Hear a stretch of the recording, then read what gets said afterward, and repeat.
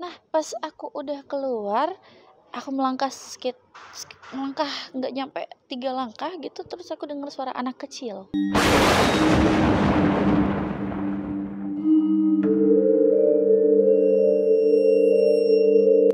Hai, nama saya Zila. Saya ingin membagikan sedikit kisah pengalaman tentang misteri dalam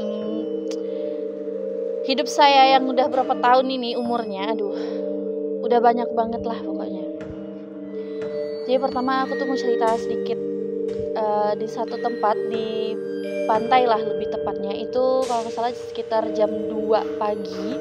Dan di situ pasti udah sepi banget ya, udah jam 2 pagi, udah sepi banget dan di situ cuma kedengeran suara ombak doang. Nah, terus tiba-tiba waktu itu kalau nggak salah aku tuh lagi camping sama keluarga. Nah, di situ jam 2 pagi tuh aku tiba-tiba kayak kebelet pipis, pengen buang air kecil gitu. Jadi aku minta ditemenin sama kakak buat ke kamar mandi dan toilet umumnya itu lumayan agak jauh kalau dari tempat tenda kami camping gitu. Agak kira-kira dalam 5 meteran gitu. 5 atau 10 gitulah. Jadi perjalanan ke toilet tuh lumayan agak panjang. Jadi kami dalam perjalanan tuh kami sambil cerita. Nah, pas kami lagi cerita-cerita, tiba-tiba kayak kami langsung terdiam gitu, langsung nggak tahu tiba-tiba kayak sunyi aja gitu. Pas sudah nyampe di depan toilet nih ya, aku nggak tahu kenapa tiba-tiba pandangan aku nih kayak pengen banget ngeliat ke satu pohon.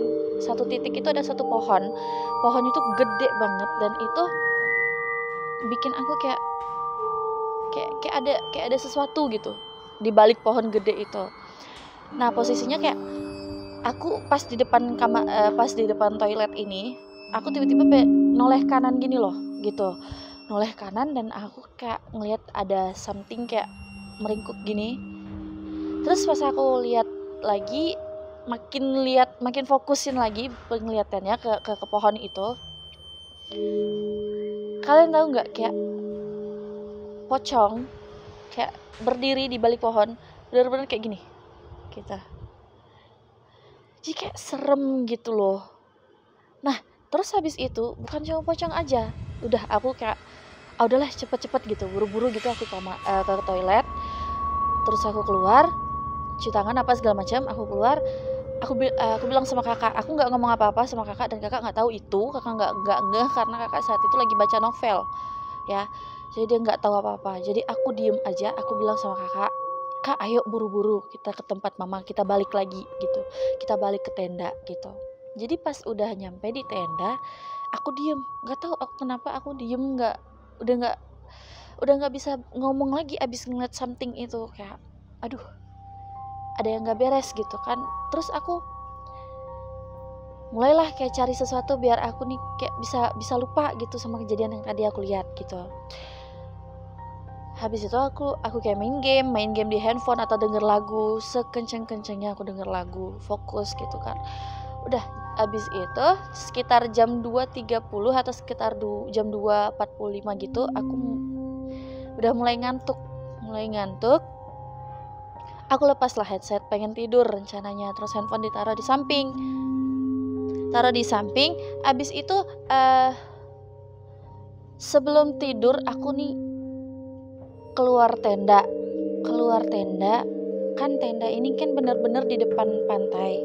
Keluar tenda aja udah pantai, udah ombak gitu kan, kedengeran suara ombak. Jadi gak tahu kenapa aku keluar dari tenda, aku kayak pengen cari angin gitu sebentar kan rencananya sebelum tidur. Nah, pas aku udah keluar, aku melangkah nggak nyampe 3 langkah gitu, terus aku dengar suara anak kecil bukan di sebelah ujung sana atau ujung sana, tapi di depan, di laut itu, di pantai itu, di laut. Nah, abis itu udah dengar suara anak kecil ini kayak ketawa hahaha, tiba-tiba nangis. Udah nangis aduh serem, dia nangis. Dan satu perkataan yang aku inget jelas itu apa kata si anak kecil ya, help me, dia bilang gitu. Nah di situ aku langsung kayak aduh merinding, jadi aku langsung masuk lagi ke tenda, aku balik lagi ke tenda. Aku udah nggak bisa ngomong apa-apa, bener-bener udah nggak bisa ngomong apa-apa sampai aku nih nggak bisa tidur. Jadi aku cari sesuatu buat nutupin muka aku gitu. Aku tidur di tenda, aku tutupin muka aku dengan apapun itu, dengan selimut, dengan apapun itu. Jadi besok paginya baru aku cerita sama keluarga aku dan mereka kaget gitu. Habis itu mereka bilang, ya udah ayo kita pulang, katanya gitu. Udah pulang, udah deh sampai di rumah. Ya alhamdulillahnya nggak ada apa-apa, nggak ada kejadian apa-apa setelah nyampe rumah. Cuman abis itu sekitar berapa bulan kemudian aku balik lagi ke pantai itu, ke pantai yang sama, di lokasi yang sama tapi cuman beda tempat doang. Nah di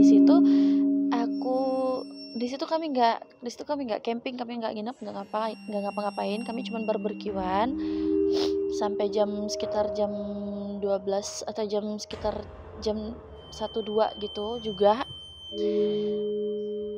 Aku kalau nggak salah aku pergi ke ujung juga, ke pantai juga. Terus aku ngelihat ada kayak burungnya tuh gede dari laut. Iya dari laut, burungnya gede dari laut, warna hitam, matanya merah. Nggak tahu burung apaan. Burungnya tuh gede banget kita. Terus dia kayak dari laut nongol gitu, terbang gitu. Nggak tahu terbang kemana. Serem. Merinding. Habis itu udah ngeliat burung, aku langsung denger suara anak kecil itu lagi. Ini setelah beberapa bulan loh ya. Aku denger suara anak kecil itu lagi kayak bilang help me. Gitu. Dia ngatain hal yang sama kayak beberapa bulan sebelumnya yang waktu aku denger suara anak kecil itu juga. Dia bilang help me. Jadi aku di situ kayak bingung gitu. Antara bingung, takut sama kayak aduh gimana gitu ya. Udah jadi aku kayak baca doa, baca apapun yang aku inget di dalam kepala otak aku, dalam otak aku bacain aja apa-apa.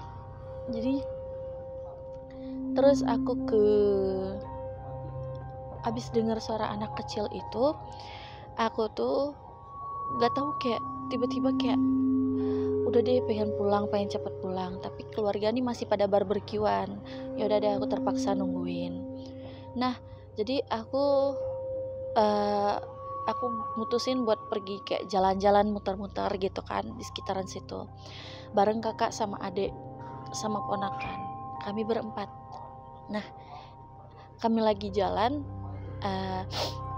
kami main sepeda kalau nggak salah, kami sepedaan berempat gitu. Nyampe di ujung, agak di ujung ke ujung jalan sana, di ujung aku kayak ngelihat ya, aku ngelihat ada something kayak apa ya, kalau Melayu bilang cika itu, kalau di sini bilangnya kuntilanak mungkin, cika. Nah dia berdiri dan kalian mungkin mikirnya kalau kuntilanak itu sebenarnya ukuran tubuhnya, tingginya itu sama kayak kita. Ternyata enggak, kuntilanak tuh lebih gede segede pohon gitu, pohon apa ya, pokoknya gede lah, segede gitu. Rambutnya panjang nyampe ke lantai dan bajunya tuh kotor banget dan mukanya itu nggak kelihatan. Kuntilanak nggak mau ngeliatin mukanya. Abis itu aku udah ngeliat kuntilanak itu, aku langsung cepet-cepet kabur balik lagi ke tempat keluarga. Sampai akhirnya aku pulang, aku demam 3 hari 3 malam dan gak mau lagi balik ke pantai itu. Aku bilang sama keluarga jangan balik lagi ke pantai itu, pindah ke pantai lain aja gitu. Jadi sekarang aku kalau kemana-mana paling pergi, kalau camping atau pergi rekreasi sama keluarga ke pantai tempat yang lain gitu. Oke, itu dia cerita ke aku tadi. Itu beberapa cerita ya, sebenarnya masih banyak lagi, cuman kalau misalnya aku ceritain ntar gak kelar, bisa sampai seminggu kali. Jadi buat teman-teman yang punya kisah mistis boleh cerita di bawah sini di kolom komentar. Jangan lupa dikasih thumbs up-nya, terus jangan lupa di subscribe dan juga di share ke teman-temannya biar mereka pada tahu kisah mistis kalian gimana, atau mereka juga punya cerita tentang sesuatu yang horor, bolehlah komen di bawah gitu. Jadi buat teman-teman kalau pengen tahu lagi cerita tentang aku, kalian boleh subscribe channel aku juga. Jangan lupa buat teman-teman semuanya, jangan lupa di subscribe Batam Short Movie ID.